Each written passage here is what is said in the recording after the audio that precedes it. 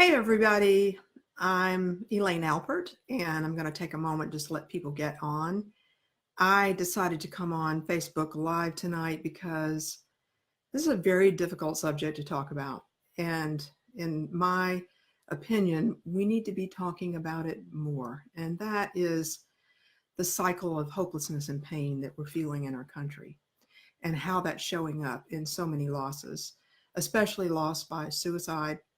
Last year, there were over 40,000 suicides and there were over 70,000 overdoses. Those are a lot of often missing children in people's lives. And the devastation that is left behind is unimaginable. It's really difficult to describe to anyone unless you're in those shoes. And so I wanted to come on tonight and talk about what I've been through, but also the people that I'm working with, what they're going through, and what it is that they need when they've had this loss. Because they often feel very alone and misunderstood, especially when they've lost a child by suicide or overdose, or a husband or a partner. They don't really know where to turn so much, and neither do their friends and their families. They don't really know how to reach out and support. So I want to begin this conversation about things that we can do to support those people who have lost someone precious to them in one of the most traumatic ways you can lose someone, by either one of these epidemics. And I speak from experience on this, unfortunately. I lost my 16-year-old son, Rand, in 2004. And it came as a complete shock. I didn't see it coming. I knew he was down, but I had no idea that the thought of suicide was on his mind. So that night when it happened to our family, everything went upside down for us. Everything in just a few moments. And I happen to be also at the same time strangely fortunate, because at the time that it happened, I was already leading workshops around the country and retreats. And I was teaching people about what to do when the hard hits come. I was taught many years ago by my mentor, Dr. Brad Brown, who created the More to Life program that I became a student of, and then I became a trainer in. And I was so fortunate to have his mentorship for 20 years. He taught me so much about what's going on internally inside of us when things happen that we don't want to happen, and when we get in so much demand that they not happen, when we want so bad to be able to turn back the clock and stop something that has happened, but we can't because it's already happened to us.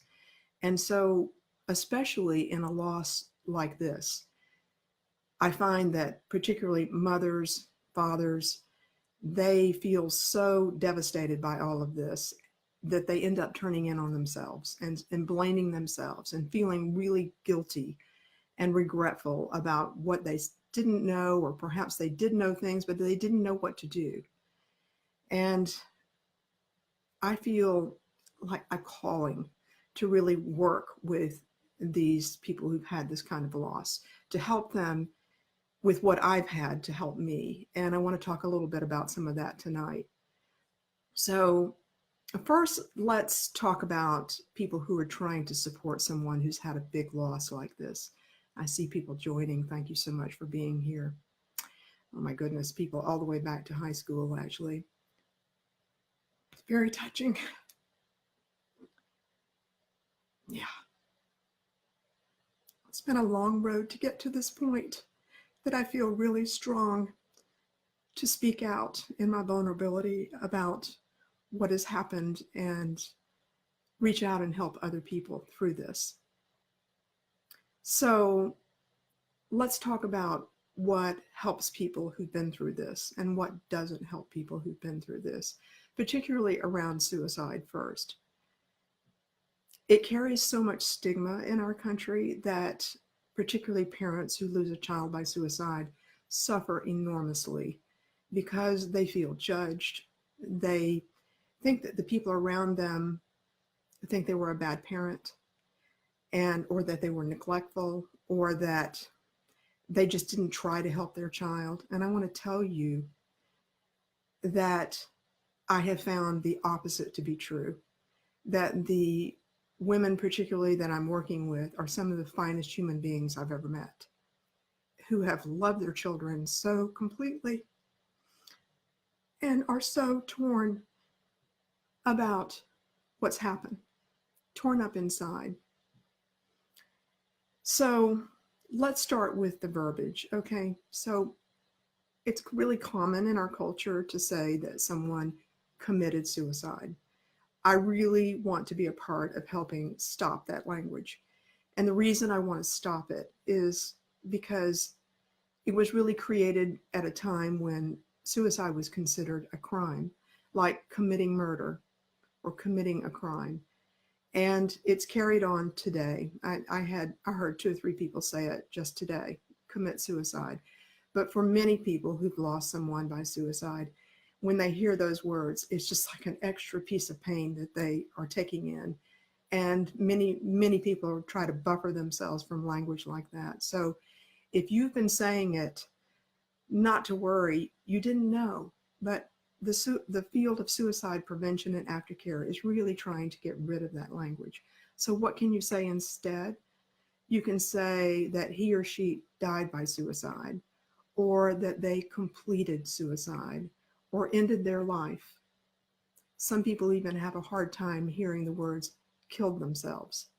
So to be cognizant of that when you're meeting with someone, or it's happened in your community and or your church or wherever you are, how to approach that person and how to talk about them as well, because they need so much support around them to get through what has happened. And it's not so much getting through, it's not so much getting over. That's what I want you to hear too, because often with a loss by suicide or overdose, these women talk about how much and how often people say something to them about moving on and about, don't you think it's time to set this down and get on with your life? And that is not something that really happens. We don't set down the loss of our child or our partner. We just don't. They are a part of our lives as we move forward, and what's happened is a part of our lives.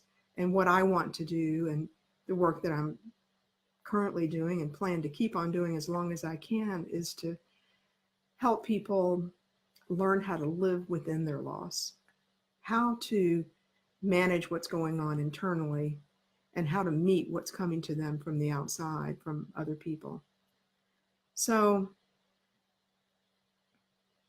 some other things that tend to happen when people are want so badly to help someone that they love and they care about that's going through one of these traumatic losses. There are 2 things. One thing that happens with the people around us is that they don't know what to say. They don't know what to do or how to help. And they're so afraid they're going to make it worse that they end up kind of avoiding us, not talking to us, stepping back, pulling back, not phoning, not asking to go out to coffee, not inviting over when other couples are coming over or whatever. They just don't know what to do. So they do what I'm sure almost all of us really want to do, which is to avoid the pain. And what I want you to know is that stepping forward to say something, to acknowledge what has happened, is so powerful for someone who's lost someone by suicide or overdose, to say, I'm so sorry for your loss. And to just listen, to be there with them in a conversation without talking about your losses, to just hold the way that you want to relate to them by sharing your loss, to just listen to what they have to say. Because, and I've done this very same thing. I understand it. It's like somebody says something about their loss and I want to step in and say, yeah, like when I lost my aunt or when I lost whoever, and I want to try to kind of resonate with them. So I start talking out of my nervousness or awkwardness. And what I want to recommend to you is to not do that. Unless you've had almost the same loss, unless you're another parent who's lost a child in this way, or you're another wife or husband who's had this kind of loss, then refrain from doing that as much as you can.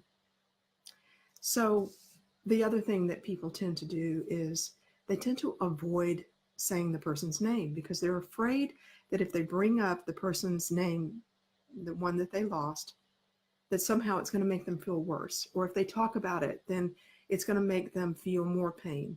And one thing I remember thinking so much, especially in those early years, is no one is talking about Rand, my son that I lost. No one is mentioning his name. And I would go to a Thanksgiving dinner and his name would not be mentioned. Or I would go to a meeting at the school and I could tell that people were just so afraid they were going to hurt me by bringing it up that they would talk about every single thing else that they could talk about. And inside, I'm thinking to myself, oh, just please, someone say, someone say. So one of the things I taught to parents about who've lost a child or to partners who've lost a partner is be brave. You bring up their name.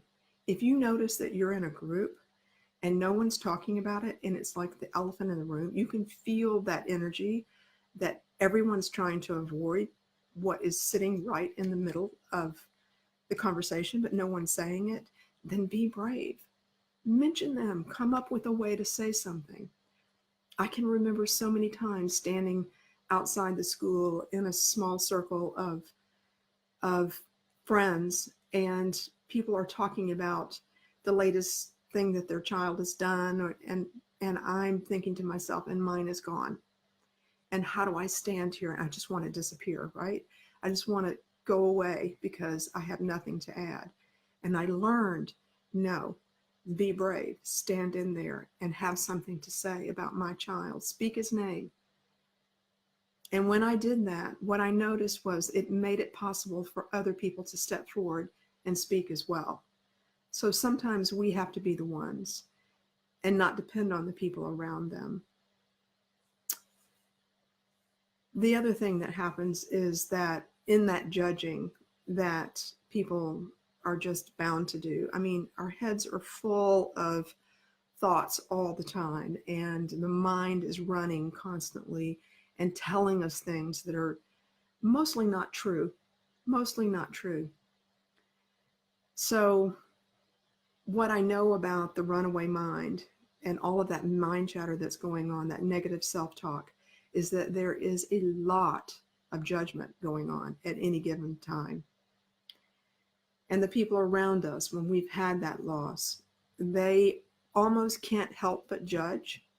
And sometimes things come out of their mouth that they don't mean to say. They don't mean to say that.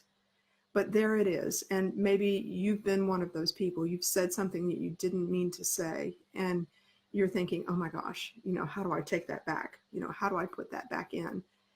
Well, I want you to know that it happens to all of us. And if that's happened to you and you're standing there and you realize, oh my gosh, I've said something that could be hurtful to this person who's lost someone, I just want to run or hide, or I feel so awkward. Here's what you can do. Just say out loud to them from your heart, I'm so sorry. I just realized that I said something that could have hurt you. And that's the last thing that I want to do. I just was feeling awkward and I didn't know what to say. That kind of realness, that kind of being willing to be present to what you're doing and what they're doing and what's just happened, and just name it and say it out loud, can bring you closer. It can build the connection between you all rather than creating a separation. Because when you had a loss like this, you already feel so much separation.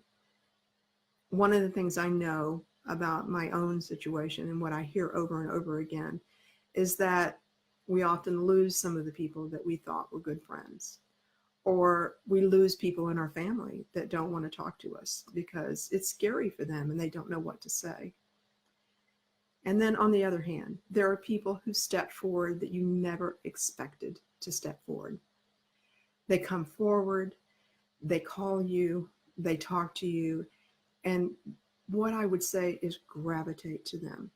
If they're being open to you and they're showing a vulnerability and they're letting you know I'm here, then open yourself up. If you feel that connection to them, and respond, because they're trying. They want to be there for you.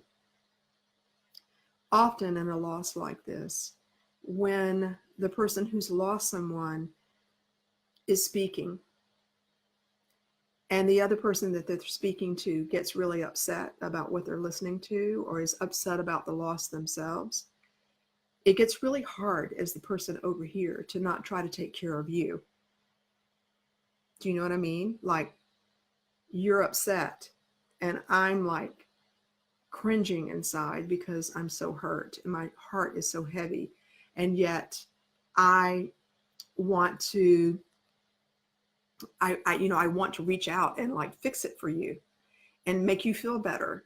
And so not only am I trying to handle my pain, I'm turning around and trying to handle yours. That is not a working plan, because as the person who's lost someone, the person who's grieving, you're now stepping out of your own self and trying to make it better for someone else. So pull your energy back, just pull it back and be inside of yourself and recognize, okay, they are doing what they're doing. They're saying what they're saying. They're upset. You don't have to fix it. You can just let it be there and let them handle their energy on their own. So those are some things that I hope will be helpful. And when you hear those judgmental comments coming towards you, sometimes, occasionally, not really often, I really don't think people mean to be malicious or to hurt you. I think they just don't know what to say. But if you feel something coming towards you and it feels hurtful to you, you can lean into them and put your hand on their arm if you feel comfortable doing that and say, I know you mean to be helpful right now, but I want you to know that it's just not. It's just not. And I was actually taught that by Frank Campbell, who is a leader in the suicide prevention and aftercare world. The day I heard him say that, I thought, oh my God, that's so helpful. I need that piece of information. I need to be able to say something to someone when they speak out like that and they say something hurtful and they don't know what to do with it, right? So keep that in your back pocket if you're ever in that situation, and know that you can name what's happening in the moment and get present with it. And a lot of energy will diffuse if you do that. It's only when we hold back and tighten up and close down that the energy between people gets tighter and harder. So when you're listening to someone who's had a loss like this, you might want to, I know sometimes it can be comfortable to sit there and not say anything for a while. It can just be uncomfortable. Like, we're supposed to fill the space when there's a silence, or we're supposed to say something, to get in there with them. But I think if you just sit back and say, tell me more. What is it you want me to know about what's happened? Speak to me. I think you'll be surprised that many times that person will come forward with their feelings, with what's going on inside of them, and I can guarantee you that you will feel closer. You'll actually feel closer. So I want you to know that if you have someone in your life who's been through a loss like this, and you think that they could benefit from coming to an online program or a retreat for mothers, then I want to give you a link that you can pass on to them, or you can even suggest that they get in touch with me. I'm glad to talk to people who've had a loss and help steer them in a direction that could get them some support. They could end up coming to one of my online programs where we can see each other on Zoom and interact, and I'm teaching tools that will help them move forward. Or they can come to an in-person retreat and spend that time in a room full of mothers who've all had this loss. And we will learn and grow and heal together and share and spend time learning how to get more in touch with our feelings and expressing those. We'll learn how to lay down regret and guilt. We'll learn what to do with shame when we feel that coming up. And we'll learn to find that self-love for ourselves. Because after a loss like this, oh my goodness, it's so easy, especially as a mother, to start believing I'm a bad mom. I'm no good. It's my fault. That's what they end up thinking. It's my fault. I caused this, or by something I didn't see, it was my fault. And I'm here to tell these mothers in particular, no, it's not. It is not your fault. And also to tell you, yes, your heart can heal. Will you forget about your child if you heal that heart? Absolutely not. Never. But you can lay down the regret. You can lay down the shame. You can lay down the guilt. You can pick up the pieces and find a new meaning in your life and a way to move forward and live within your loss, not by pushing it aside, not by jumping over it, but by holding it and growing so that you're stronger, that you know yourself more, that you have a deeper ability to connect with people, and that you have your heart all intact, actually. I like to say we have two choices when we've been hit by a loss like this. Broken down, which certainly happens, or broken open.